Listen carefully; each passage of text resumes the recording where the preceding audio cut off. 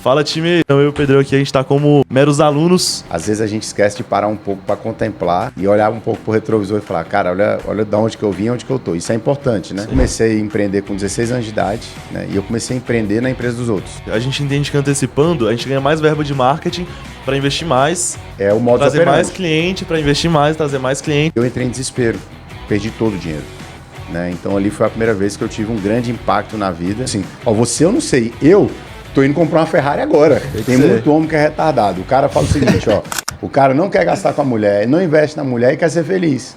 Mulher feliz dá ROI.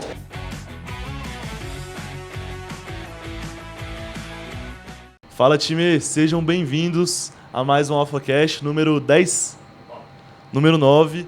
Hoje os hosts estão diferentes, estou aqui com o Pedrão, cara que é sócio. Bom dia, tropa. Beleza? Sócio da Alpha, fala suas credenciais.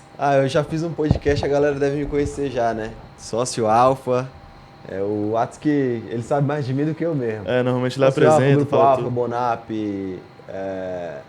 própria assessoria Alpha, Med agora, que a gente vai falar com um cara super importante nessa nova jornada, né não? Exatamente. Apresenta aí um pouco de quem que a gente vai receber hoje. Hoje a gente está aqui com um cara que é sócio da maior rede de academia do Brasil, futuramente.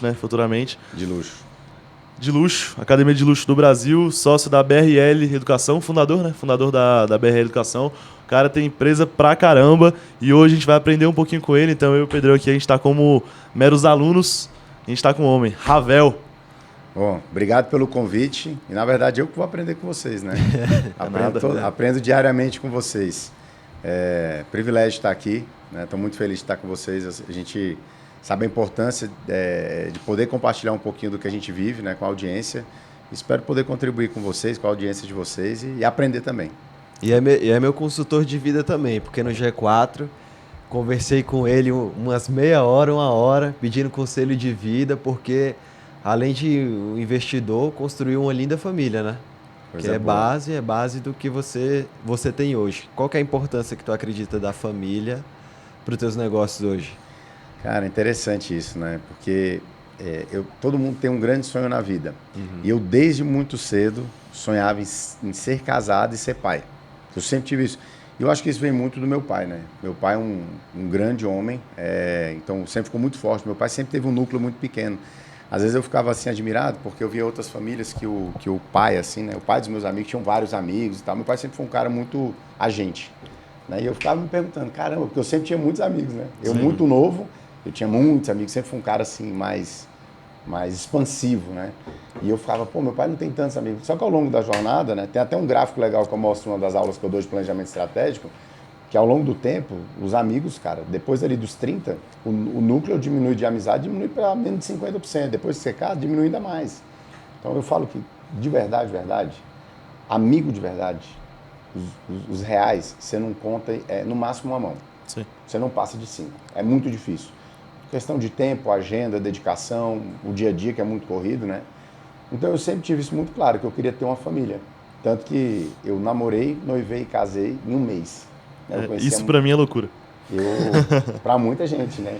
Eu conheci a mulher da minha vida, né? E a gente tá casado já tem 13 anos, tenho 2 filhos, né? A Andréa, né? Minha esposa, eu sou pai do Lourenço, do Benjamin. E cara, para mim é total. Eu não cheguei aonde eu cheguei se não fosse a minha família. Não tenho dúvidas, assim, para mim é uma equação que não teria como. A minha esposa é muito impulsionadora, né? Assim, é minha melhor amiga, é a minha mentora. A gente tem uma relação muito legal e o casamento é uma decisão, né? Então você decide ter um casamento bom, você decide ter uma empresa boa. É fácil ter uma empresa boa? Não é. É difícil pra cacete, né? Sim. Então, ter um casamento bom também você tem que abrir mão de muitas coisas, né? Você tem que ser um bom gestor do seu casamento. Você tem que inovar, você tem que... Então, o casamento, para mim, ele é uma base central. Primeiro que ele te dá muita motivação, né? Você olha para sua família, você quer fazer o melhor por eles, você quer... É engraçado que na jornada de crescimento, às vezes a gente esquece de parar um pouco para contemplar e olhar um pouco para o retrovisor e falar, cara, olha de onde que eu vim e onde que eu tô. Isso é importante, né? Sim. Só que às vezes no dia a dia você está tão corrido que você não vê isso, né? Já está focando no próximo step. Eu estou falando isso porque ontem a gente fez um jantar com a comunidade. Dentro da BRL Educação a gente tem vários programas. E um programa que a gente relançou ele recentemente e que graças a Deus deu muito certo é o Vanguard. Então nós temos um programa de comunidade, né, de Mastermind, que é o Iron Business, que é um programa que hoje custa 180 mil por ano. Só que a gente tem um outro programa de comunidade, que agora a gente acertou a mão nele, que chama Vanguard. É um programa de 30 mil reais ano. E ontem foi um jantar os 30 primeiros que compraram. Então, quando a gente fez o lançamento lá no Experience, a gente falou, os 30 primeiros vão jantar na casa do Leandro, né, que é meu sócio. E rapidamente deu 30 ali no palco, né? Sim. E ontem foi o jantar com os 30 primeiros. Só que é uma comunidade que ela já está com 140 pessoas, né? Então, a gente deve virar o ano aí com 150, 160, né? E ontem, quando a gente estava jantando com os 30 primeiros, eu me lembrei que o projeto da BRL, quando a gente lançou o Iron, tinham 26 pessoas.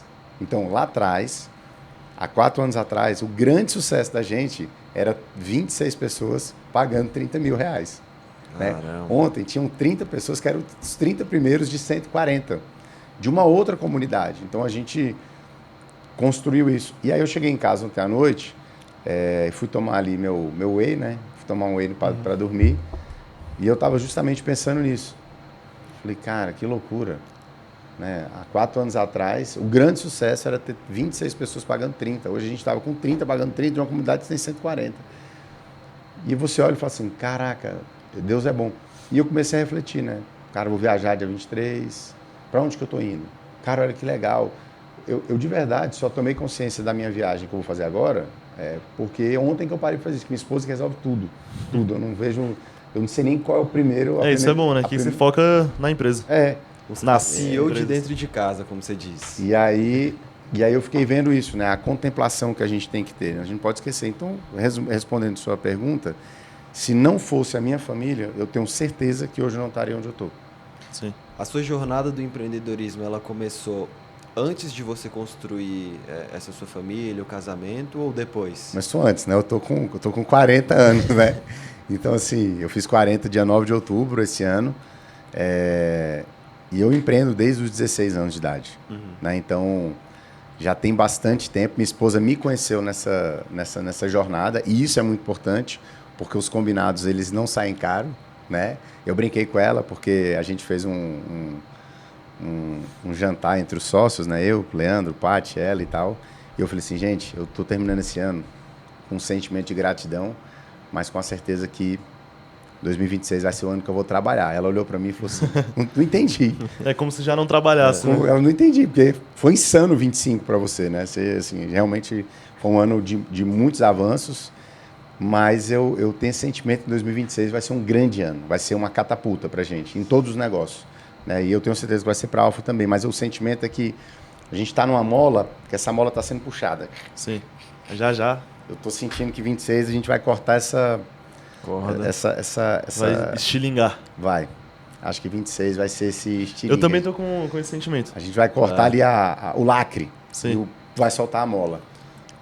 Então eu comecei a empreender com 16 anos de idade, né? E eu comecei a empreender na empresa dos outros. É bom lembrar isso, né? Porque às vezes as pessoas têm a convicção que empreender é abrir o CNPJ, e não é. Você pode intraempreender. Você pode intraempreender no negócio de um terceiro, né? E isso é o que forma de fato um empreendedor, né? Eu falo que todo bom dono de empresa, ele era o melhor funcionário de um negócio por onde ele passou. Então você tem que dar o seu melhor, porque, cara, é uma semente que você está plantando e vai trazer. Então eu comecei trabalhando em shopping center, né? Eu vendia tênis. E ali no primeiro mês eu fui o melhor vendedor. Aqui em Brasília já? Em Brasília. Então eu fui o melhor vendedor daquela rede com o primeiro mês. Então, assim, rapidamente eu fui me posicionando. E eu acho que sempre foi essa vontade de gostar de vender, né? Acho que vender transforma vidas, né? Com certeza. Não tem jeito. Então, eu comecei com 16 anos, abri o meu primeiro negócio ali mais ou menos com 20 anos de idade, né? Que era uma... Não, antes disso, né? Antes disso eu vendi tênis, né? Eu vendi tênis no shopping, depois eu fui trabalhar com Moamba, né? Eu trabalhei vendendo roupa e tênis em São Paulo, Paraguai, quase 5 anos. Ganhei muito dinheiro. Fiquei novinho, olho para vocês assim, eu era novinho. Eu só não tinha Porsche na época, tá? Porque Porsche era quase inacessível na minha época. Mas o carro era Golf, SLK. Já era de patrão já. Eu fiz. SLK é top. Com 20 anos você tinha SLK? Com 20, não, mas com 21. Com 21, eu já tinha... Na época tinha lançado um Corsa. Vocês não vão saber o que é isso, né? Não, mas sei, era um Corsa 4 portas. Sim. Aí eu botou umas rodas 17. Na época era um som com DVD. Era o que tinha, né? Uns 4 Juliette na coleção. Né? Que era caro também. Era a bolha que eu vivia, né? Sim, sim. A minha bolha era da Oakley, era ter um relógio da Oakley, não era ter um Rolex. Sim. Era a bolha Carro que eu cheio vivia de naquele som. momento. Muito som, né? Tinha que ter um som. Não tinha som nas portas, mas eu gostava já do som.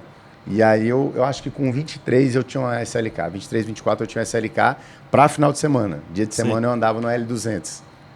Que um roda Triton. também, Triton, branca. Meu pai já teve uma Triton. Ele Era era apaixonado. na época, né? Ele já me contou uma história que ele tava, tipo, na rodovia, aí parece que a Triton tinha como você engatar a ré e acelerar. Aí o carro cantava o pneu ao contrário, tipo, muito forte. Não, eu nunca tive essa Aí coragem, ele fez não. isso, estourou o carro, pô. Que Não. isso. Ele tinha coragem e recurso para fazer isso. Não, tinha coragem. Ele ia a 300 km por hora de moto pra Goiânia direto.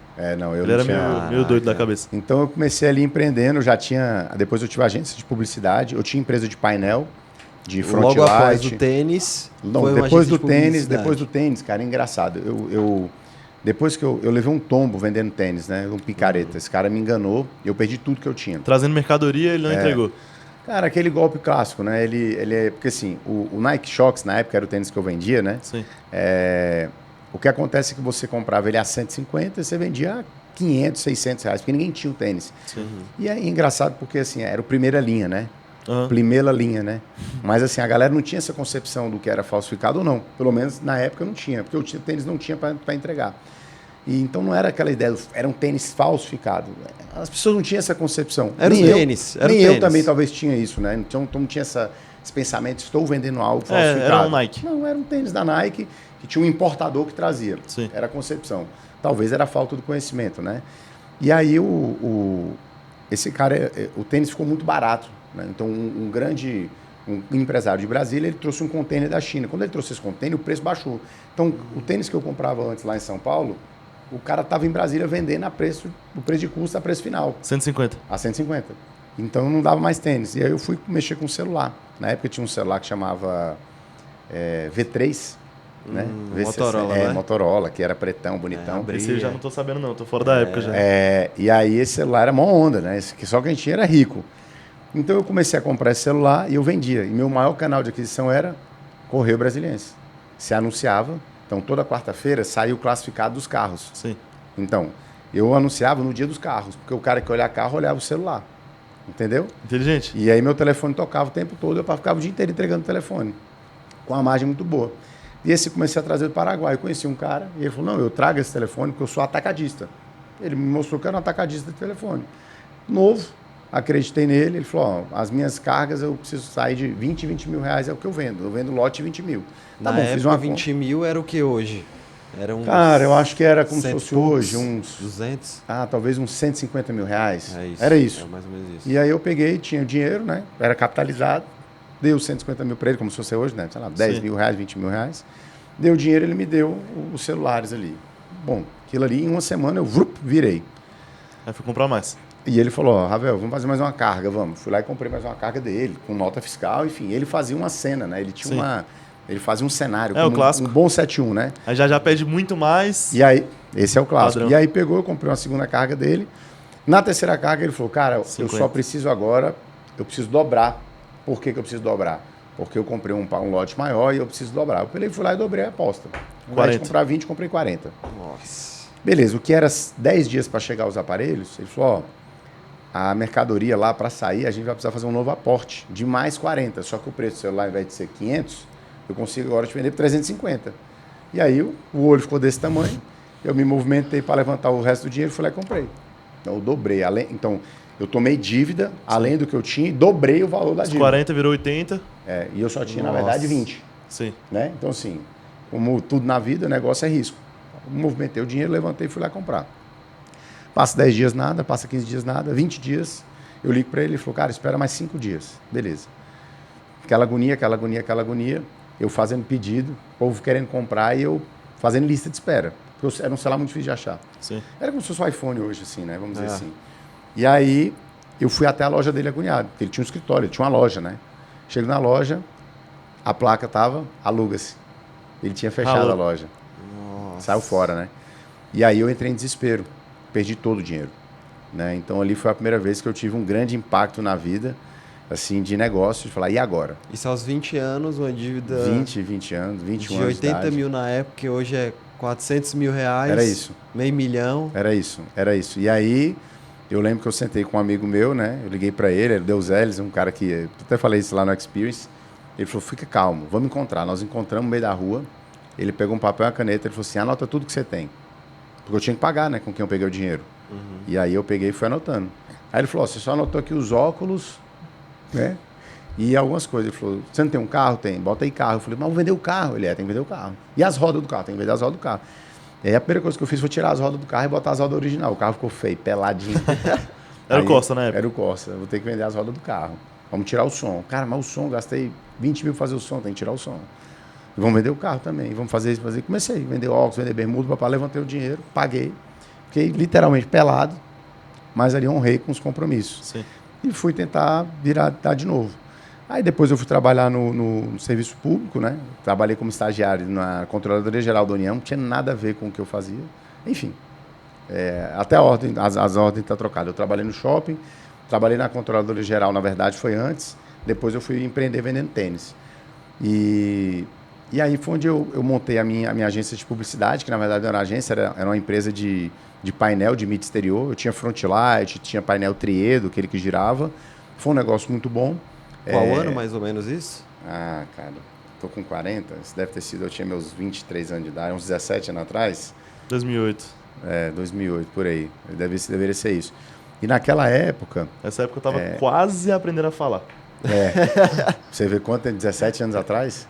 Tava com 20? Tô com 21, tava com 4. 4 anos de idade, pra você ver, né?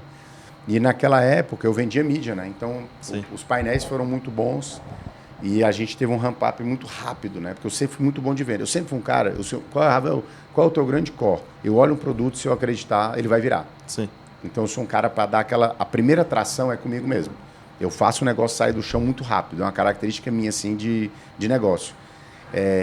Tanto que hoje eu vim até falando com o mentorado meu aqui, que eu falei para ele, eu adquiri uma habilidade que foi criar produtos e trazer gente boa para tocar junto comigo. Sim. Né? Porque você tem que saber onde é a sua área de potência, para o negócio não perder tração.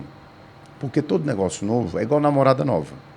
O primeiro amor ali é aquela história toda. Então você tem que fazer um negócio, você tem que pegar alguém que dê continuidade naquilo, porque senão não gera escala e não dá caixa, né?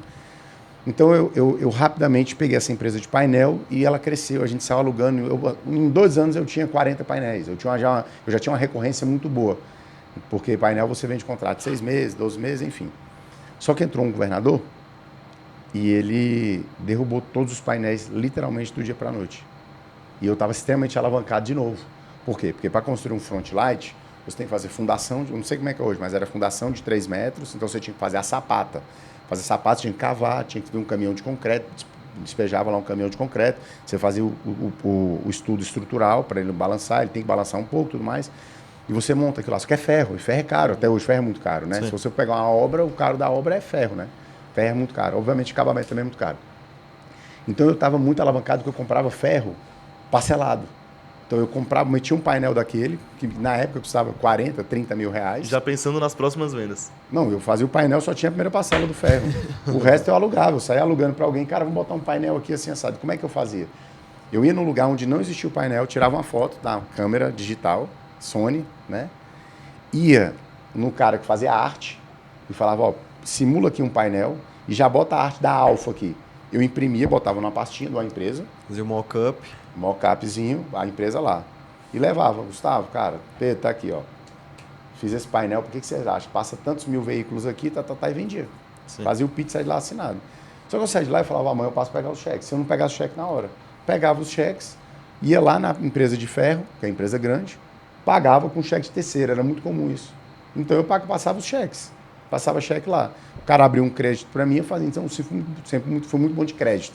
Né? Então eu falo que você tem que deixar as portas abertas, porque o futuro é muito sobre os parceiros que você tem, né? Uhum. Então acabou que eu fazia isso. Então você imagina, a maioria dos meus painéis, eu vendia o painel sem o painel existir. Com o dinheiro do cara, eu levantava o painel parcelado também. Então a recorrência dele já estava no ferro lá e eu ia rolando. Sim. Rapidinho eu tinha 40 painéis. Então eu crescia, então eu arrumava recorrência muito rápido. E de repente o cara derruba os painéis. O meu cliente me liga e fala, cara, eu passei lá, o painel caiu. E agora? Cara, não posso levantar o painel, então vou sustar o cheque. Pai, peraí, não susta não, porque esse cheque está ali na ferragem. Como é que vai fazer agora? E aí, meu amigo, foi mais um baque que eu levei da vida, muito novo. Né? Eu quebrei essa empresa. Esse baque foi maior do que o primeiro? Total, porque o valor era diferente, né? Nossa. Então, eu falo que tem um livro do Ryan Holiday que se chama O Obstáculo é o Caminho. Sim. E todas as vezes, e eu falo muito isso dentro das minhas imersões, né? Eu acho que o principal papel da BRL Educação, além de ensinar o empresário a estruturar um negócio, a acompanhar ele, eu acho que tem um drive da mentalidade do que eu passei. Fato. Porque hoje, quando eu olho um problema, eu acho que o problema ele só é a catapulta do próximo nível que eu vou chegar. Sim. Então, qual é a habilidade de um grande empresário? Qual é a característica de um grande empresário? Ele é muito bom de resolver problema. Então, o problema, você não pode olhar ele como o fim do poço. Você tem que olhar ele, na verdade, como o desafio do teu próximo nível. É uma destrava, né? Você vai destravar ali e o negócio vai Ravel, despontar. O primeiro problema que você resolveu, do cara que te enganou com o celular, você já sabia resolver, já sabia. Sim. Eu tinha adquirido a skill que eu precisava para resolver aquilo, né? Eu sabia a trilha de resolver aquilo. Agora, esse aqui é um problema que eu não sabia lidar. Cheque assustado de cliente, um cheque já estava passado em outro lugar, contrato. Meu cliente era McDonald's, pô. Eu vendia para agência de publicidade. Então eu sabia para quem eu estava vendendo. Eu não podia fechar a porta com esses caras, que eram os caras que poderiam me catapultar para um próximo programa, iam me dar crédito, iam me trazer novos clientes. Então ali eu fiquei em choque. E aí foi onde a minha agência de publicidade, que era para ser uma agência de publicidade, precisou ser agência, porque painel não tinha mais. Sim. E aí a empresa chamava 2Ls Comunicação, que na verdade era uma empresa de painel. Só que eu me formei em propaganda e marketing. Então o cara que forma propaganda e marketing minimamente tem que saber fazer agência de publicidade. Só que eu passei 4 anos da minha faculdade fazendo o quê? Vendendo tênis na faculdade. Né? Então assim, eu não saí de lá publicitário. Não foi o melhor aluno possível. Não, claro que não. Eu estava preocupado em botar dinheiro no bolso. Tá Né? certo. Então, eu ia para a faculdade, botava os tênis expostos, no intervalo eu vendia tênis. Cara, e agora? Como que eu vou fazer agência de publicidade? Então, eu comecei fazendo cartão de visita. Sim. Águas Claras estava no início, então aqueles malls em Águas Claras era muito comum. O cara montava um mallzinho que tinha lá 70 lojas, 50 lojas. O que eu fazia? Na época, o cartão de visita, que hoje quase ninguém usa, mas o cartão de visita tinha lançado um acabamento novo que era muito bonito, chama BOPP, que é o verniz localizado, né? Que foi meio brilhante, né? Então, ali foi um salto para o mundo gráfico, né? Sim. Eu não tinha gráfica, mas eu sabia vender. Então, eu montei uma pasta de cartão e minha agência de publicidade, no dia zero, depois de cair os painéis, eu tinha que pagar a conta. Aqueles outros contratos você pivotou, então, cara, não susta o cheque não, agora não é teve mais jeito, painel, né? teve A primeira coisa que eu fiz quando caiu os painéis foi tentar resolver os painéis. E na época não ia ter como levantar os painéis porque ia vir a nova diretriz a nova regulamentação do Plano Diretório de Mídia de Brasília. E naquela época, como todo bom sindicato, tem muito malandro por trás. Né? E eu não ia me envolver com os malandros, porque eu não ia pagar nada para poder fora da lei. Isso foi uma coisa muito clara para mim. E aquele sindicato, na época, era regido por bons malandros, né? Se estiver me escutando aí, paciência para eles, né? Mas, assim, eu não ia entrar no jogo desses caras. Sim. Então, geralmente, o governo ele te mostra uma dificuldade para alguém poder te vender uma facilidade. Sim. E como eu era um menino novo, não tinha tanta expressividade, mas já incomodava muitos, porque você imagina, a empresa tinha mais painel naquela época, tinha 100. Eu tinha 40 com um ano de empresa de painel. Então, assim, foi muito rápido a velocidade. Você vai incomodando. E os meus painéis, a grande maioria, eram em locais privados. Então, eu ainda consegui ficar com alguns painéis. Então, eu direcionei boa parte do tudo que eu captava nos meus painéis privados para pagar esses clientes. Mas a primeira coisa que eu fiz foi ligar para esses clientes quando o painel caiu. Eu liguei para todos, falei, ontem à noite teve uma derrubada, eu não sabia, e o seu painel caiu. Eu vou te pedir só uma gentileza. Você está sem mídia. Eu tenho outros painéis em pontos privados. Eu posso te alocar daqui a um tempo nesses painéis e a gente faz um acordo, eu faço um contraponto com você. Você não precisa... A gente faz um desconto. Os pontos sempre foram muito bons. Se você não quiser, eu vou te pedir uma gentileza. Me dá 30 dias para eu começar a te devolver esse crédito e os outros cheques. Então, eu acredito que satisfação paga boleto. Sim. Né? Então, eu sempre me posicionei. E é uma característica muito minha. Graças a Deus, aonde eu rodo no Brasil, eu tenho portas abertas por isso. Ravel, tu nunca fez um negócio que desagradou alguém?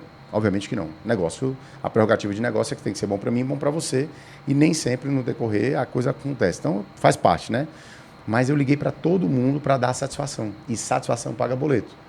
E ali eu ganhei tempo. Aí eu falei, cara, agora eu tenho uma conta para pagar.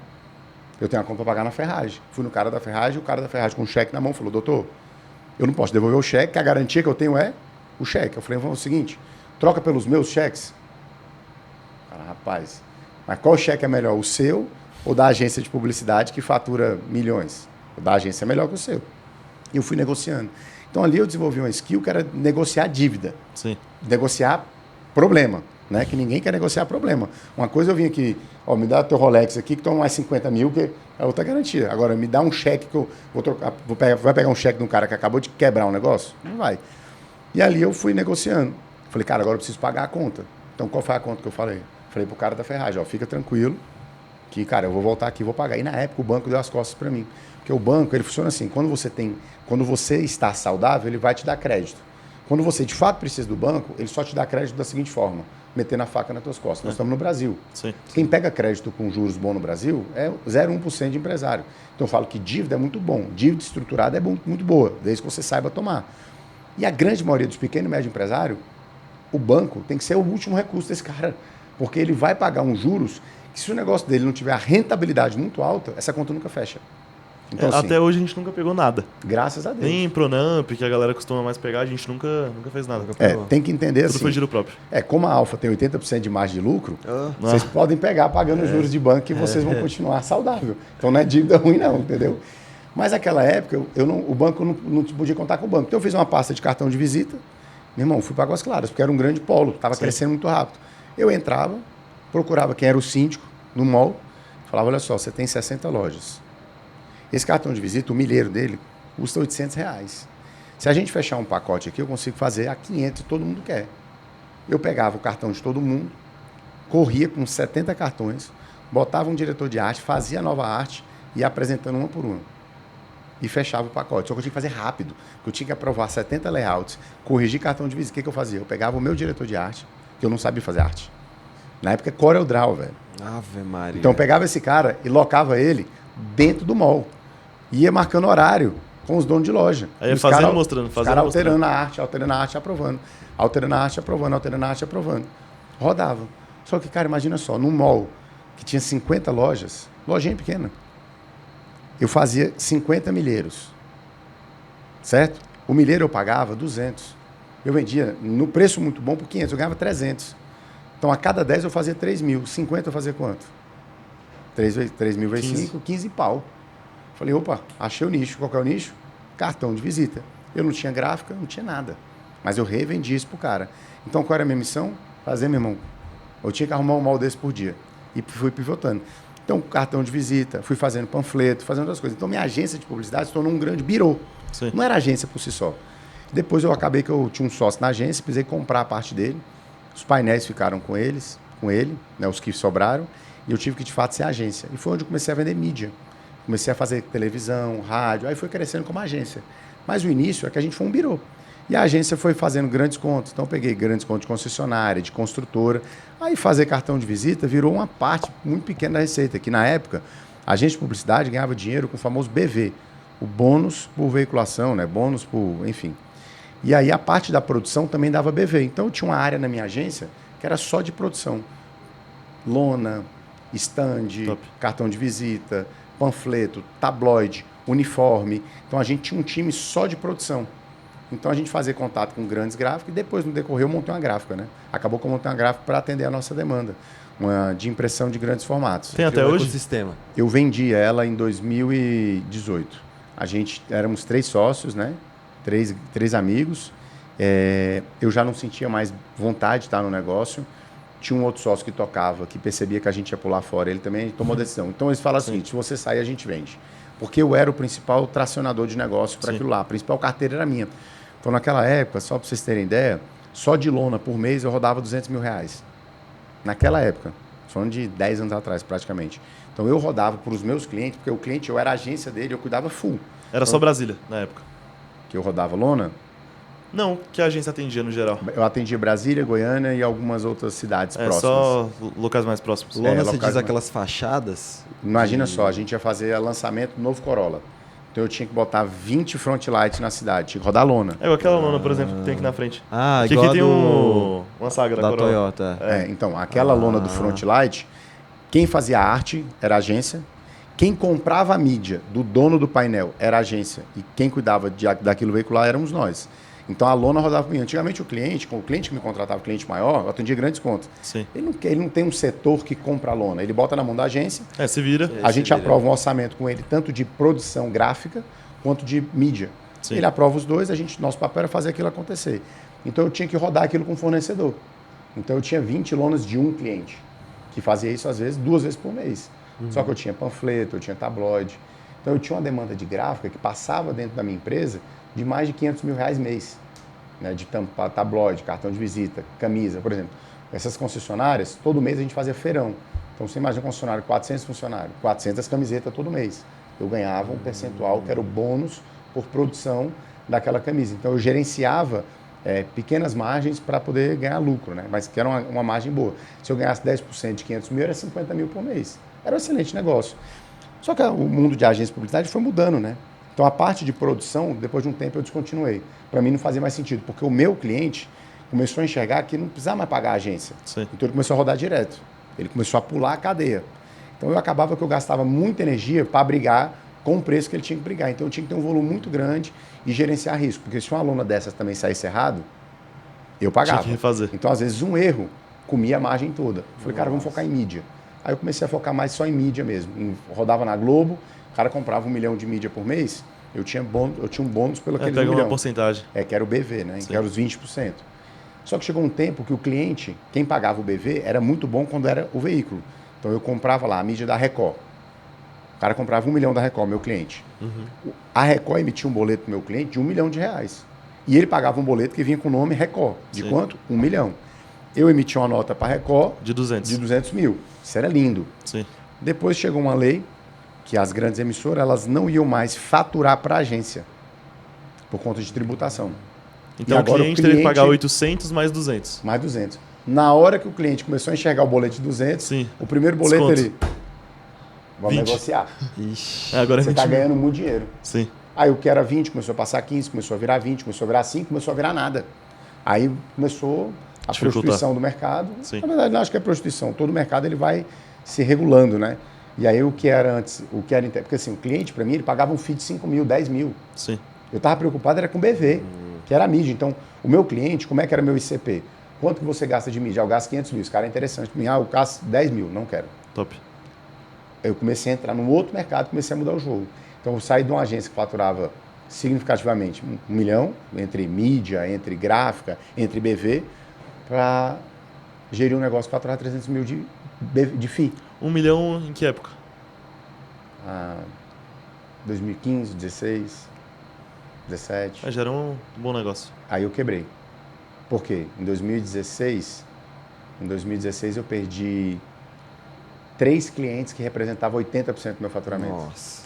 Aí, Então essa foi a terceira vez que você quebrou em, vamos colocar, 10 anos? 10 anos. Não, é mais tempo, por aí. E aí, meu amigo, eu entrei, e essa doeu. Essa foi... Você já estava mais top na vida. Essa porque eu era casado com 2 filhos, né? Aí você já estava casado. Ah, com tá. qual Aí, negócio porque você casou? quando você é solteiro, é por isso que eu falo, quando eu vejo um cara novo, que ele não está tomando risco, ele é um frouxo. Sim. Cara, é aquela história, né? Eu falei outro dia para um aluno meu, e eu não sei nem se ele levou isso pro coração, mas ele 26 anos, eu tenho 26 anos e tô com medo. Eu falei, você é casado? Não. Você tem filho? Não. Eu falei, amigo, Medo de quê? você tá com medo de quê? Sim. O máximo que vai acontecer é você voltar para casa da sua mãe. Mais nada, você não tem mais nada. Ele, mas eu não sei essa vontade toda. E ele é empresário já. É vaidade, né? Aí ele, Vai. mas eu tenho medo de acelerar e perder qualidade de vida. Eu falei, filho, você anda numa Ferrari? Não. Você tem um plano de saúde bom? Não. Não tem qualidade Você de vida. viajou para onde esse ano? Para lugar nenhum. Qual qualidade você vai perder? Você não Sim. tem qualidade de vida. Você é pobre, meu filho. Você ainda tem que trabalhar muito para poder fazer alguma coisa. Então você vai fazer o quê da sua vida? Tem que tomar risco. Naquela época, eu era casado com 2 filhos. Né? E com a dívida gigante. Saiu endividado de novo desse? Muito. Alavancadíssimo. Por quê? Porque eu era um cara que eu gostava de pulverizar. Sim. Então eu sempre gostei de imóvel. Então eu achava, mas isso é muito do modelo mental. Então eu tinha agência e eu sangrava muito a agência para botar Pra ter dinheiro em CPF. outros negócios. Não, em tá. outros negócios. Entendi. Eu não acho que isso está errado, desde que o negócio tenha caixa. Sim. Então muita gente, e eu acho que eu não acredito em certo nem errado, existe hoje como eu penso, né? Então qualquer negócio que eu entre hoje de empresa, eu nunca faço distribuição de lucro antes que ele tenha um caixa para poder se manter. Sim. Né? É a tal do quanto que eu preciso para ter portas abertas, open door. Então, cara, eu preciso minimamente ter 3 meses de caixa. Né? E eu não falo isso de teoria, não. Tem muita gente falando de teoria na internet aí. Eu ouvi prática. Ouvi um cara, um desses grandes gurus da internet da gestão, dizendo que se a empresa não tem 18 vezes o caixa, ele não pode distribuir. 18 vezes? Eu queria que ele abrisse a conta bancária desse para ver se esse filho de uma rapariga tem pelo menos um mês lá. Não tem nunca. Sabendo que eu sei o carro que ele tem, sabendo que eu sei que ele voa de jato.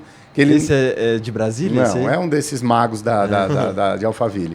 Mas, enfim, não existe isso. Mas hoje, de fato, eu vivo na prática. Então, eu tenho minimamente 3 meses. Mas o que aconteceu? O Ravel, naquela época, ele era um cara emocionado, empolgado. Eu não acho que isso é ruim. Então, eu sangrava muito a agência para fazer negócios que às vezes tava com tesão de tocar muita coisa, né? Energia. Só que assim, qual é o nível de gestão que você tem na agência? Era baixo. Sim. Então, era um bom fazedor de dinheiro, mas não era um bom administrador de dinheiro. Por quê? Eu deveria ter colocado uma pessoa que fosse melhor do que eu para me entregar os números. Então, eu falo que hoje, eu tenho dentro da BRL, eu tenho um funcionário nosso, que é o nosso business partner, que é o Anderson. Eu chamo ele de Rivotril. Falei, bota minhas gotinhas de Rivotril aqui. Que é o quê? É o cara que me dá a minha posição de caixa. Sim. Então, todos os dias eu olho posição de caixa. Então, não adianta você faturar, porque muita gente às vezes olha assim, você botou, a gente fez lá o Experience, 3 mil pessoas. Sim. Você gasta 2 milhões numa imersão daquela, mas faturou 8. Não, tudo bem. Mas meu prazo médio são 10 vezes. Então faturou 800 na prática. Não, faturou com 30 8, dias, mas né? caiu 800. Com 30 dias, né? Sim. Porque muito do que a gente vendeu, 40% veio de Pix. E não antecipa as nada? Entradas. Os caras só olham DRE, tá lá lindo, maravilhoso. olha DFC, aí na DFC lá esse é o sofrido. problema. Então, você cria um sentimento que você Tá faturou, bam. mas na verdade, então, eu vendi 8 milhões. Sim. Mas a primeira parcela é 800. E dos 800, 40% veio à vista. Foi Pix. Os outros, eu vou receber agora, dia 22, né? 30 dias depois. Sim. Só que tem taxa de cartão, tem imposto, tem o custo do produto, que muita gente não vê. E você tem churn, você tem Então, na prática, você tem inadimplência. Gastou 2 milhas, caiu 320 no D0. Ou seja, Aí vai começar a cair 800. se eu não tivesse caixa, eu ia fazer um número bonito no palco. Exato. E quebrava a empresa. Que é o que muito acontece. E se não tivesse gestão, ia achar que recebeu 8 milhões, ia querer distribuir, quebra de novo. E a gente não antecipa nada. Nunca Sim. antecipamos. Então, o grande lance hoje é que... E que não acho que tem também errado antecipar, não. Desde que você entenda que a antecipação, o custo da antecipação... É custo de produto. É custo de produto. Sim. Que você possa performar melhor fazendo isso. Cara, antecipei, paguei ali 2 pontos alguma coisa numa máquina dessa, numa operadora dessa, mas esse custo vai me trazer uma rentabilidade muito maior do meu crescimento. Aqui, por exemplo, o que a gente entende? A gente entende que antecipando, a gente ganha mais verba de marketing para investir mais, É o modus trazer operandi. mais cliente para investir mais, trazer mais cliente, é a roda. É o modus operandi. Agora tem que fazer um dia essa curva fechar para dar distribuição. Sim. Tem que começar daqui a pouco a antecipação. Hoje eu antecipo 100%. Eu acredito que tem que chegar no ponto de antecipar 90%, 80%, 70%, até zero. até chegar a zero, para gerar a caixa. Sim. Porque senão você só está gerando um passivo maior. A não ser que o business seja, daqui 5 anos queremos vender, realizar a operação. Até a gente traçou as metas do ano que vem. Ano que vem a gente quer fechar com 60 milhas de faturamento. Coisa boa. Estamos no mesmo número. 60 também? 60. Então, vamos embora. A gente vai se ajudando no meio do caminho. Tem que ser. E distribuição de lucro? Vou fechar essa janela. E aí, rapidamente, o Ravel, naquela época, estava muito alavancado com negócios que não tinham liquidez, Sim. com negócios que não convergiam com o que eu precisava. Apartamento, terreno. Cara, terreno, porque eu escutava dizer que terreno era bom, que eu escutava dizer que isso era bom. Meu pai sempre fala isso também. Compra terreno, não perde dinheiro. Exatamente. E não é que não é bom, porque quem investe na terra nunca erra. Não, é bom desde que o cara tenha liquidez PF, né? Exatamente. Só que eu não tinha liquidez no negócio. Então, eu acabei precisando queimar muito desses negócios, desses imóveis que eu tinha, para botar no meu negócio de volta. E botei na hora errada. E fumou o negócio, acabou o negócio, acabou os terrenos, e foi difícil performar. E eu acho que o que naquela época me deixou mais assustado é porque eu tinha família. E eu falo que o empresário ele só quebra quando ele perde o brilho no olho. Sim. Quando ele para de acreditar nele. E eu parei de acreditar um tempo em mim. E aí, de fato, eu quebrei. Aí, emocionalmente, eu estava quebrado. Porque eu falo o seguinte, tem um mentorado meu, um advogado muito querido, Daniel, se ele ouvir aqui, ele vai lembrar dessa frase, para você ver que a gente sempre aprende, né? Porque quando você está como líder de um mastermind, todo mundo acredita que você é o melhor daquele lugar. E não é. O que faz a coisa acontecer é a inteligência coletiva, né? Sim. E ele falou uma frase que ele falou o seguinte, que em uma certa época, né? Ele é um grande advogado, ele falou que uma certa época... Criminalista? Criminalista. Então ele falou que um período, alguns negócios dele não iam tão bem, né? E ele chegou para a esposa dele e ela falou assim, cara, e agora? O que a gente vai fazer? Ele falou assim, você eu não sei, eu tô indo comprar uma Ferrari agora, porque é nesse momento que minha autoestima tem que estar boa, eu tenho que buscar negócio, então eu agora já sei o que vou fazer. Aí ela, mas agora não é o melhor momento. Ele, não, agora é o momento que eu tenho que estar bem, eu tenho que renovar minha autoestima.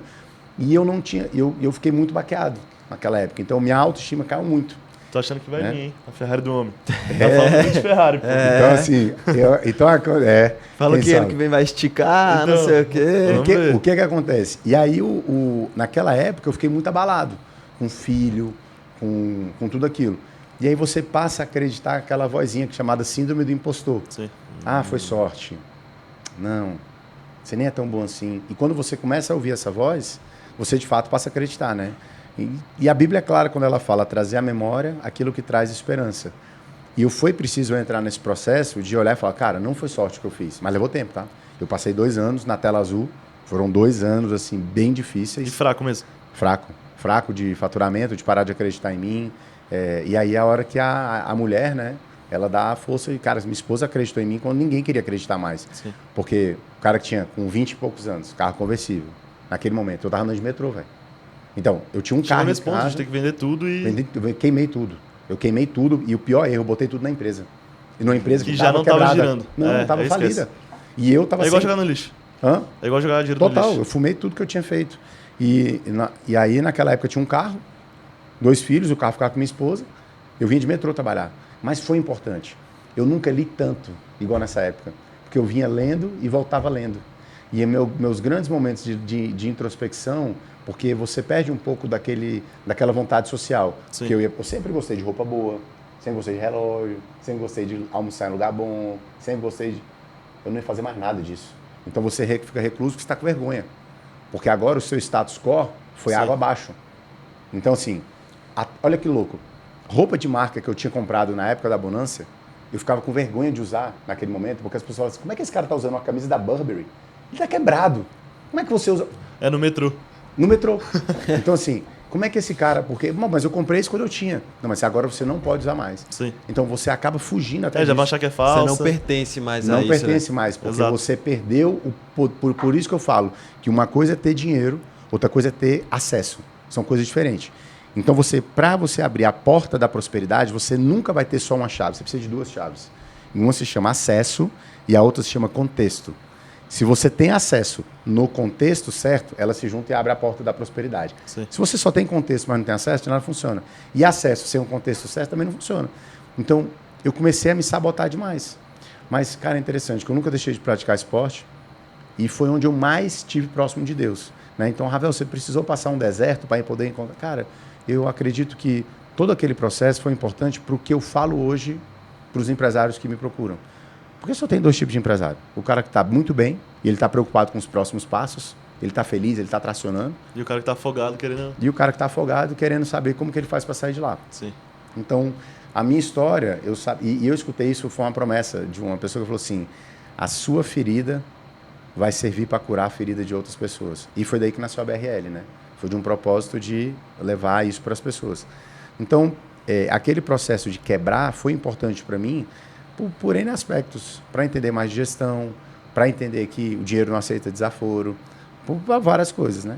Então, acho que essa foi a grande sacada. Depois eu consegui dar a volta por cima com a própria agência, ela voltou a performar muito bem num outro modelo, e aí eu entendi que faturamento às vezes é vaidade, porque eu faturava 1/3 do que eu faturava, com muito mais lucro, com operação mais enxuta. Que aí virou educação. Já conhece. Só veio a depois BRL. virou educação. Depois que veio a BRL 2021. É recente a BRL, né? É, muito nova, né? 4 anos? 4 anos. Praticamente o mesmo tempo que a gente tem. 3. A gente começou a Alfa em novembro de 22. Aí de lá pra cá a gente tá na correria, sem tirar férias, vindo todo dia pro escritório. Tô ficando doido já. Que férias. Tá Já tirou novo férias ainda, né? da BRL? O que você chama de férias? Viajar de férias? Ficar 7 dias fora viajando tranquilo. Não, fiz várias vezes. Mas, uma cara, vez, você... Fiz uma vez esse ano. Mas fui pro você Chile. não desliga disso aqui nunca, né? Não desliga. Não Não tem desliga. A cabeça não E desliga, querendo né? ou não, pra quem toca um negócio, às vezes é bom você tirar esse tempo, porque você se permite ter novas ideias. Cara, o ócio é muito importante, Porque querendo ou não, né? a gente sempre tá pensando em alguma coisa daqui, né? Não E tem como renova a sua desligar. ambição. Também. Eu acho que eu vejo isso, né? Eu tenho algumas coisas que renovam a minha ambição. E viajar é uma delas. O meu é carro, 100%. É, eu sei.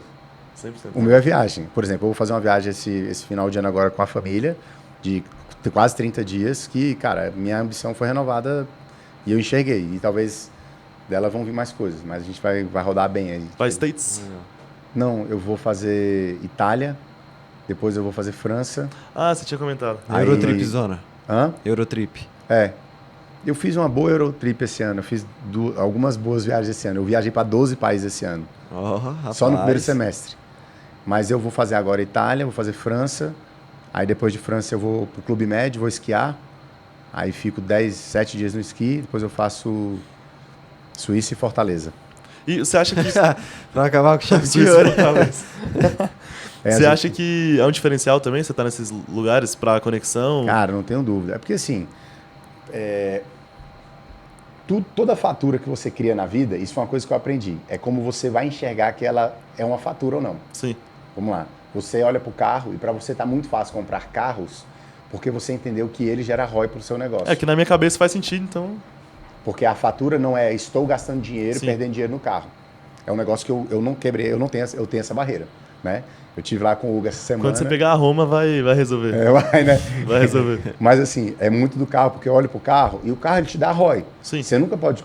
Se você comprar algo pensando na desvalorização, é melhor você não comprar. Não vai comprar nada. Você não compra. Vai comprar só imóvel. Né? E olha lá. E olha lá, É verdade, hoje em dia também tá perigoso. Porque senão você vai olhar a rentabilidade. E a rentabilidade de imóvel, por exemplo, eu tenho imóvel que está me dando 0,6 e eu acho que é extraordinário. Sim.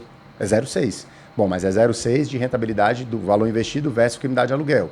Mas a valorização aí vai dar um pouco mais, Também. né? Então, assim, falando na ponta do lápis, o que pinga de aluguel para mim, na minha carteira de imóveis, hoje 0,6 é maravilhoso. Sim. Né? Vamos ser muito sinceros. Residencial, né?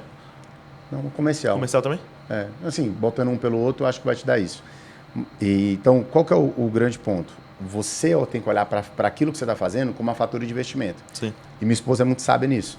Então, a gente chega de uma viagem, você pode olhar e falar assim, cara, minha fatura de cartão. Você chegou a fatura e fala, meu irmão, olha quanto foi essa fatura. Cara, poderia ter comprado mais um imóvel, poderia ter dado entrada no imóvel, poderia ter dado um relógio, poderia ter investido esse dinheiro.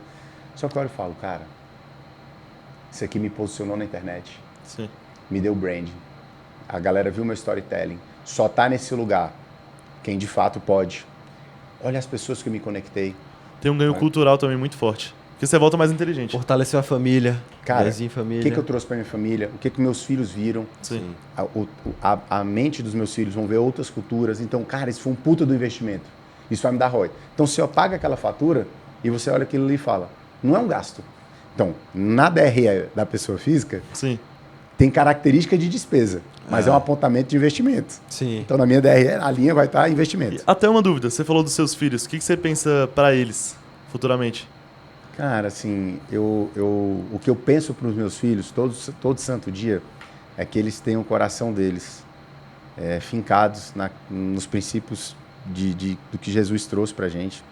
Eu quero que eles sejam luz na vida das pessoas, eu quero que eles sejam cidadão de bem, eu quero que eles sejam pessoas honestas, e eu não penso, de fato, que eu estou treinando meus filhos para serem empresário. Sim. Eu, até hoje, pode ser uns vão dizer com uma falha, cara, eu quero que eles se divirtam, que eles sejam felizes, que eles curtam, que eles aproveitem ao máximo. E o que eles quiserem escolher para eles, eu vou apoiar. Eu não tenho essa tara de, sucessão, vai ser meu sócio, vai trabalhar comigo. Não tenho. Cara, se quiser ser médico, eu vou apoiar. Se quiser ser empresário, eu vou apoiar. Se quiser ter um negócio, eu vou estar junto. O que eu mais quero é que eles sejam cidadãos de bem, e aonde eles chegarem, eles sejam luz na vida das pessoas. É o que eu mais quero. Então, a minha oração todo santo dia para eles é isso. Eu olho para eles e falo, cara, vocês não têm nada para provar para mim. O que vocês têm que ser é feliz, curtir e ser cidadão de bem. E eles já deram algum spoiler do que eles querem ser? Estão Cara, novos também, né? às Um vezes tem 10, outro tem 9. O de 10, ele... Astronauta. O de 10, ele tem uma pinta de engenheiro. Ele adora construção, ele é muito mais pragmático, ele tem mais a skill da mãe, assim, ele é mais escalado, ele só tira nota boa, 9, 10, né? O apelido dele é Lourenço 10. E aí ele é muito de ler, ele é muito disciplinado, então ele não faz nada fora do playbook, do tipo, tá numa festa de criança, a gente fala, ó, cuidado com doce.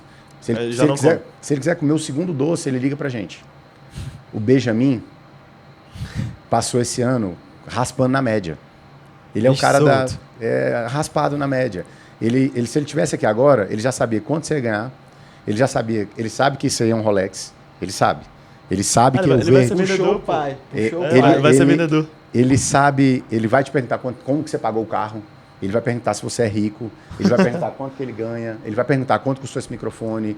Ele anda sozinho perguntando tudo, ele é desenrolado. Sim. Então ele dá uma pinta para mim que ele é um cara de negócio. Ele é muito destemido. Eu não acho que existe certo nem errado, são características diferentes, sim, né? Sim. E eu acredito que o Benjamin ele está mais vívido para o empreendedorismo e vendedor, nato. Ele faz conta de tudo. O Lourenço, para você ter ideia, a gente faz uma mesada, uma poupança para eles mesmos, para eles gerenciar o dinheiro. O Lourenço está rico na física já. Sim, para uma criança, né? Rico, eu digo assim, nos dinheirinhos que ele ganha. Né? O Benjamin gasta tudo. Fritou 80% já. Tá endividado. Tipo assim, sabe aquela cabeça dele? Último dia da escola, eu dei um extra para ele de mesada, né?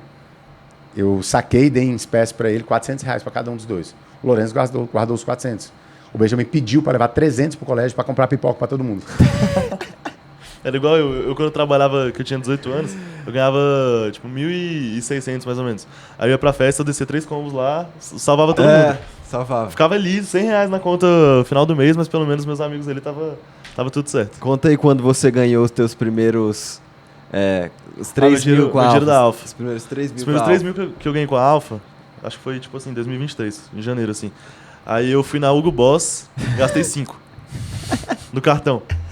Nesse mês eu saí pra jantar, eu namorava na época também, saí pra jantar umas 10 vezes. Eu já gastei mais uns 4 mil. Aí acabou o mês, eu tinha ganhado 3, gasto 9, fiquei menos 6. Parcelei fatura. E o bom é que os juros é barato, né? E ele fez isso mais de uma vez. Não, já fiz umas 3 vezes. É por isso que você tá Mas onde você eu tá. aprendi, eu aprendi. Agora eu já sou mais tranquilo com gasto. Cara, olha só, quem não deve não cresce. Também, Exato. acredito nisso. Tem que ter um boletim. Tem que ter uma... Eu falo que o vendedor, as pessoas falam muito que tem que botar a cenoura na frente. Sim, Mas a cenoura que faz crescer é atrás. exatamente. É a cenoura de trás. Você tem que estar correndo por algum motivo e de algum motivo. É isso aí. Esse eu acho que é o principal. Por isso que eu gosto de ficar trocando as coisas, por exemplo. Quando eu acomodo um pouco, até parcela de carro. Se eu tô muito acomodado, já quero trocar. Mas eu acho que é isso mesmo, né? Porque você tem que criar um motivo, né? Ou algo que você pense que pode ser o seu grande motivador. É a maneira como eu penso, né? E cada um tem o seu motivador, né? Mas você tem que ter alguma coisa, né? O porquê que você faz nessa vida. Eu tenho um bocado de motivador, né? 2 meninos, boleto de colégio, plano de saúde, Teve um empregado. negócio que eu vi muito forte com o KB da Private. Que ele sempre fala umas coisas que eu curto. Eu acompanho muito ele, você que é teu brother, né? Ele sempre fala lá a frase, eu nunca quis pouco. Aí eu sempre fico pensando nisso também.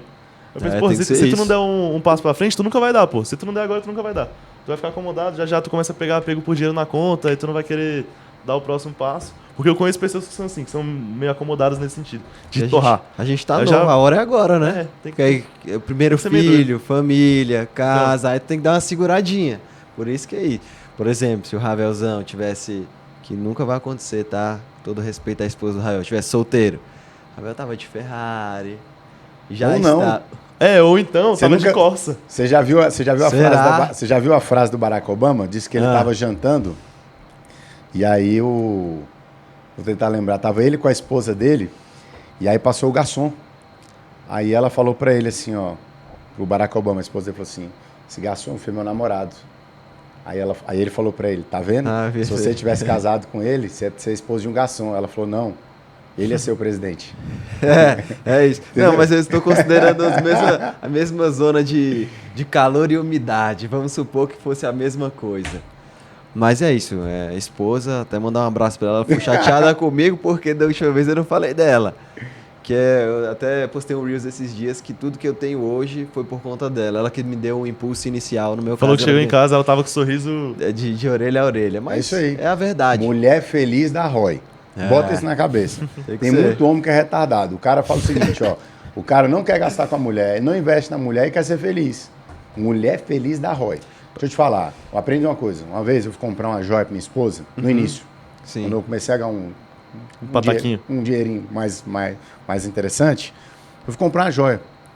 E eu fui lá com eu tava com um bom relógio no braço.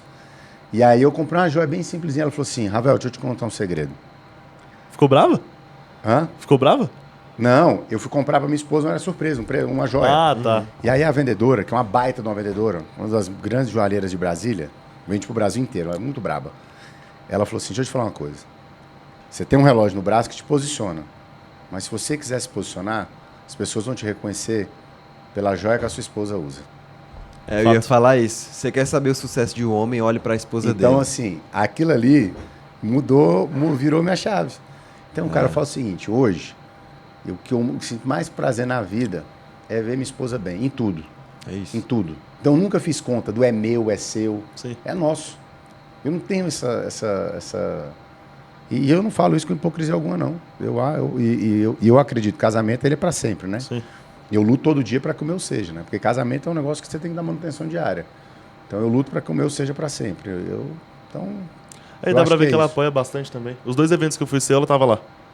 Tava lá no fundo. Você até comenta dela, ela deu um tchauzinho, achei legal isso. Tem sido raro, viu? Você tem dado sorte. Você tem dado sorte, é um homem de sorte. Não, também, porra, faz evento todo dia, pô. Tem dia que eu me sinto culpado. Teve, acho que foi semana passada que você fez um evento no domingo. Aí, porra, domingo eu tava em casa, mano, eu me senti muito culpado. Eu pensei, porra, eu tô descansando, o cara tá fazendo mais um evento, pra pô. médico, né? E médico, geralmente, o cara, para tirar a agenda dele, na semana é mais tem que ser final de difícil. semana. Muito difícil. Aí a gente faz sexta, sábado, domingo, né? E segunda fez de novo. Segunda é porque Do tava Iron. do Iron. E terça a gente fez de planejamento estratégico. Que é Aí, isso, porra, é às vezes muito eu tô em puxado. casa, aí eu olho a story dele, o bicho tá na rua até agora, já penso, pô, tem que fazer Não alguma coisa, acredito. trabalhar. É isso. Vamos falar do hoje? E esses Bora. seus novos projetos aí. Novos assim, né? Considerando toda a tua história que tu contou. Six, Rico. Como é que funciona aí essa tua holding, esse teu ecossistema? Cara, vamos lá. Hoje eu dedico, basicamente, minha vida está em 2 empresas, né? Que é a BRL, que me toma muito tempo, né? Que é uma empresa de educação empresarial. A gente oferece educação corporativa, a gente ensina empresário como que a empresa dele organiza, Sim. como que ele escala, como que ele vende. A gente tem programa de consultoria, a gente tem um programa de desenvolvimento empresarial que é o Iron, temos algumas comunidades. Então eu me dedico muito nesse negócio hoje.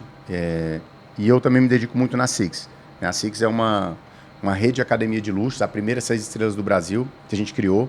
Né? Tem um time de sócios muito competentes. Né? Então, assim, não sou eu que toco, de fato, o dia a dia da máquina. Né? Eu toco uma parte da operação, que é marketing comercial. Mas hoje a gente tem um dos sócios que é o CEO mesmo da operação e tem outro sócio que toca expansão. É um time muito competente. Então, é uma rede que a gente inaugurou em março do ano passado. Começamos com 40 colaboradores, a gente está indo para mais de 300 colaboradores. Hoje são 3 unidades abertas, né? Abertas hoje, a gente tem Noroeste em Brasília, Lago Sul Brasília, Itaim em São Paulo, na Mário Ferraz. E vamos inaugurar agora na Vila Nova, na frente de Ibirapuera. Estamos em obra em Campinas e temos um 6º ponto que é na Jardim Europa, né? O nome da rua se chama Estados Unidos 1000. Vão ser 3 em São Paulo. 3 em São Paulo. É um mercado que São Paulo cabem mais, né? Com toda a certeza do mundo. Cabem Jardim mais. Europa vai ser sucesso. Com certeza. Vila Nova vai ser um grande case, né? A gente está trazendo uma linha de Vila Nova equipamento. mais ainda, né? Assim, são todos lugares de altíssimo padrão em São Paulo. Talvez o Jardim Europa, ele é o, vamos dizer assim, o dinheiro velho está mais lá. Sim. Então, assim, o cara é muito bem posicionado, a Itaim ele está muito bem posicionado, mas talvez porque trabalha ali na Faria Lima, né? Então, Sim. São Paulo, a academia é muito porque você mora muito perto ou você trabalha muito perto. Até porque o trânsito é absurdo. É absurdo, né? Vila Nova é uma unidade de só 400 membros, né? Ela é a mais exclusiva, vai ser a nossa flagship. Sim. Nós estamos sendo a primeira academia que está trazendo uma linha de equipamento chamada Luxury, da Tecnogym. Né? O Eilson e o Leandro foram para São Paulo, que foram os 2 pensadores no projeto da Six, né? Foram os fundadores, os caras que pensaram na Six. Eles foram no Itaim, foram em São Paulo, foram na Itália, conheceram essa linha da Tecnogym e nós estamos trazendo. Então, é uma unidade de 400 alunos que tem 6 milhões de equipamento. Sim. Só em equipamento, fora obra, reforma e tudo mais. Então, assim, é muito exclusiva ela. Jardim Europa, talvez o old money tá lá, né? Assim, a galera mais tradicional de São Paulo vai estar ali naquela região. Campinas, a gente está próxima Vila Nova, depois Campinas, depois Jardim Europa, a gente segue. Então, uma rede que se consolidou muito rápido, né? Criou um brand muito forte no mercado. É fortíssimo. Se tornou objeto de desejo, né? As pessoas querem Hoje em dia dizer todo mundo que não é. conhece. Todo mundo conhece a Six. Até porque... Acho que tem um mercado, tem muita gente para conhecer ainda, né? Assim, é muito conhecida, mas a gente saiu na Forbes, a gente saiu em grandes mídias, mas se tornou uma marca de desejo, né? Então é um ativo de luxo muito precioso. Então as pessoas compram um Rolex para se posicionar. Então tem um aluno que ele está na Six por posicionamento, Sim. mas obviamente com todo o serviço que a gente oferece, que ninguém oferece no Brasil, né? O All Inclusive da Six é muito forte, né? Hoje tem mais de 46 itens liberados. Então você tem whey, você tem creatina, você tem glutamina, você tem a gama de vinagre, você tem energético com sem açúcar, você tem pós-treino, pré-treino. Tem fruta, tem algumas coisas legais. Tem café da manhã. Eu brinco que toda vez que eu piso na Six eu tomo 3 Pro. É pra não sair no prejuízo. Não, toda então, vez. Aí, ó, você vai mudar essa mentalidade, viu? Você vai mudar essa mentalidade. Não, tem um mês que eu não vou, pô. Acho que eu sou o aluno que dá mais lucro Ele lá. é o que dá mais dinheiro. Tem que mudar essa mentalidade sua, viu? E por que você não tá indo? Tudo.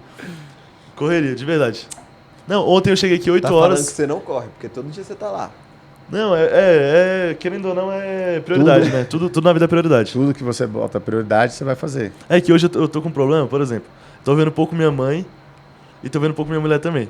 Aí tem dia que eu vou chegar em casa. Hoje eu cheguei em casa às 9 horas da noite. Aí eu marquei de jantar com minha mãe. Legal. Aí eu vou ficar aqui, vamos supor, até umas 11h30 jantando com ela. Aí eu vou dormir, porra, se eu acordar 6 horas da manhã, eu vou acordar moído. Eu vou acordar 7. Aí já vou vir direto pra cá, chegar umas 8. Deixa eu te falar, na idade que você tá, filhão, você pode dormir 5 horas por noite, 6 horas e vai treinar. Não funciona. Funciona. Pior que também eu sou... Você vai ver agora, eu tô vendo que você tá aí com a UP. O UPzinho. Você vai ver que ele vai te dar... eu tô usando justamente pra isso. Quero medir como é que tá meu sono, nível de estresse. Eu durmo com o Garmin, sempre tá lá, 90, 95, 100. Não, então eu não abro mão. Eu durmo 7 horas por noite. Eu também, assim, esse último mês, meu UP mediu 6 horas. 6 horas e 5, eu caí muito. Mas eu viajei bastante e muito evento. Muita imersão fora. E a Rico Burger foi uma operação que eu entrei em final de 2022 como investidor. Né? Não sou fundador da empresa, né? O fundador é o Ricardinho, o Lucas, a Renata e o Rick, né? Que são craques no que fazem. Né? Tem outros negócios também que eles fazem, mas lá eu entrei numa oportunidade de investimento. Nós entramos, tinha 4 unidades.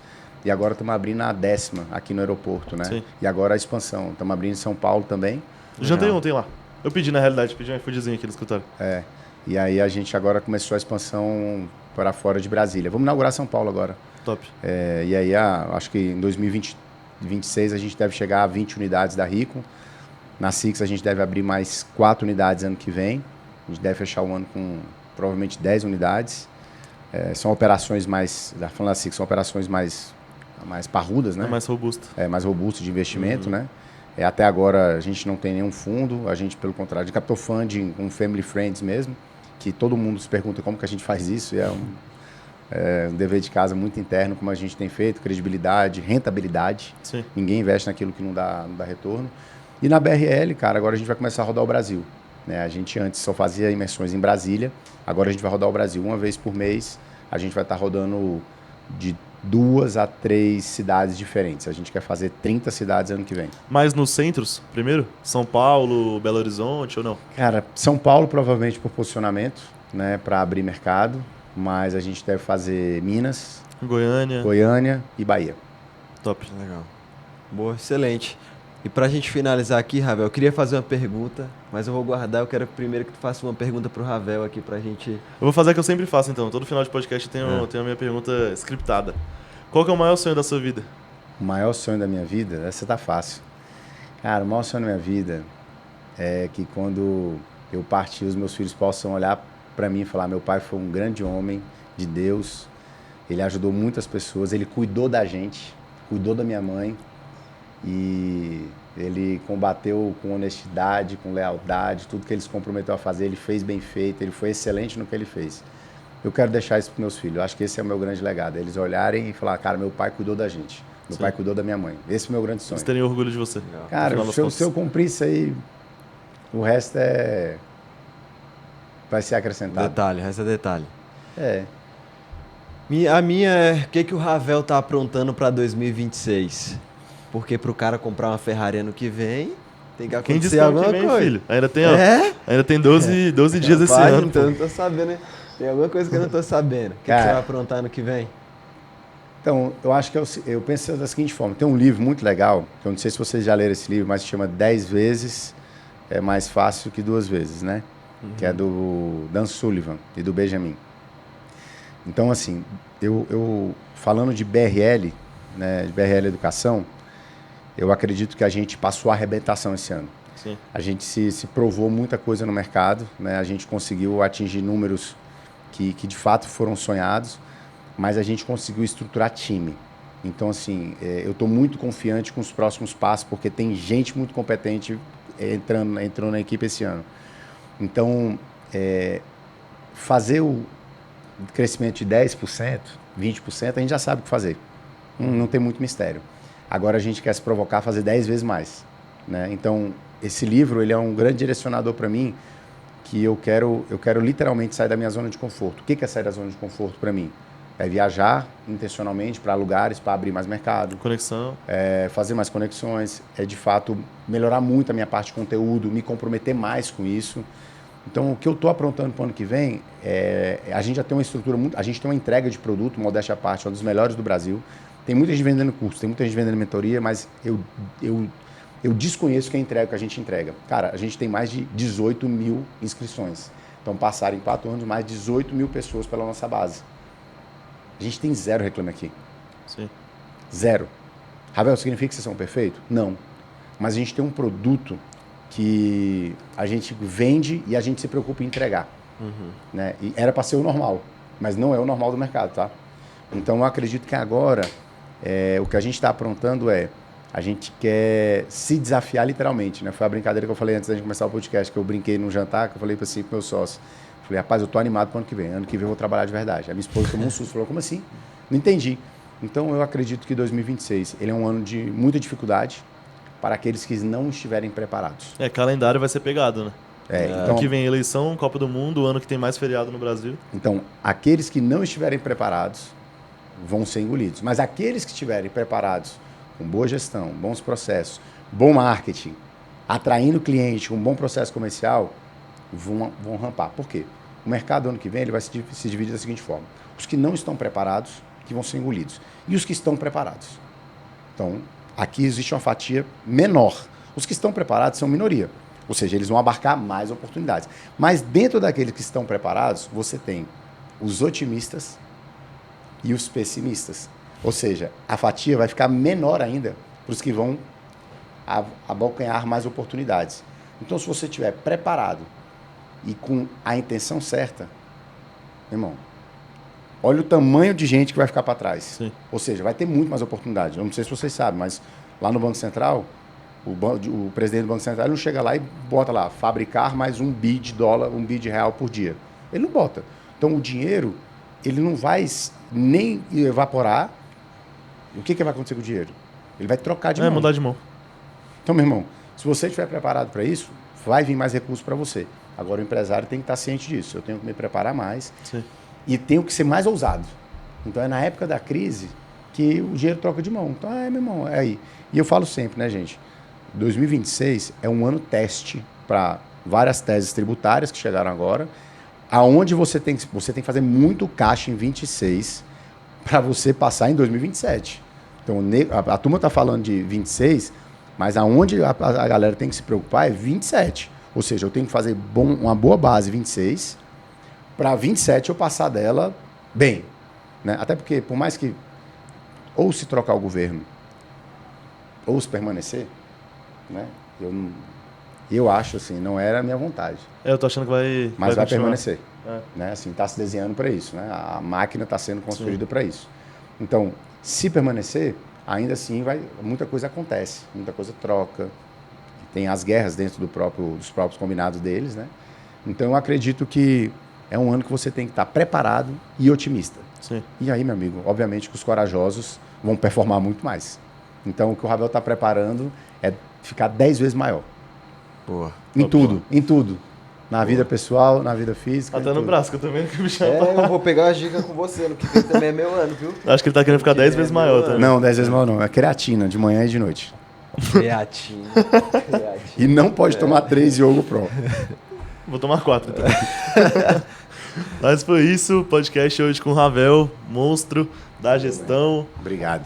Quer dar seu último recado aí, suas redes sociais, pra câmera ali, que a galera vai te ver.